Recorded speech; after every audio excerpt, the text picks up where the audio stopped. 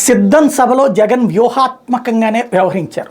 తన విమర్శలు మొత్తం కూడా చంద్రబాబు మీదనే 70%, పవన్ కళ్యాణ్ మీదన 20% మాత్రం ఎక్కువ పెట్టారు. 10% మిగతా పార్టీలను టచ్ చేశారు. అందులోనే భారతీయ జనతా పార్టీని కూడా టచ్ చేశారు. తను మాట్లాడుకొచ్చినటువంటి దాంట్లో ఆనాటి ఎన్నికల మేనిఫెస్టో ఏదైతే 2014లో ఇచ్చినటువంటి సంపూర్ణ రుణమాఫీ, డ్వాక్రా రుణమాఫీ, అట్లాగే చేనేత పవర్ లూమ్స్కి రుణమాఫీ, మరొక వైపున ఆడబిడ్డ పుడితే 25,000 రూపాయల డబ్బులు, ఇట్లాంటివన్నీ చేస్తానని ఏం చేశారు, అలాగే ఇంటికి ఒక ఉద్యోగం లేదా ఉపాధి లేదా నిరుద్యోగ భృతి అన్నటువంటిది ఏం చేశారు అన్నటువంటిది నిలదీస్తూ ప్రశ్నించారు.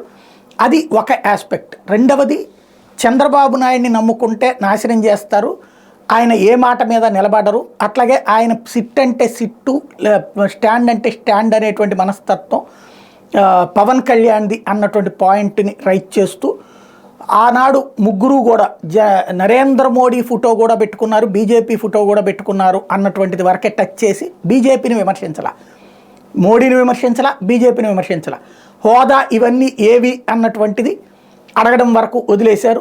ఎందుకు ఆనాడు తీసుకురాలేకపోయారు అన్నటువంటి, ఎందుకంటే మళ్ళీ తను తీసుకురాలేకపోయారు కదా.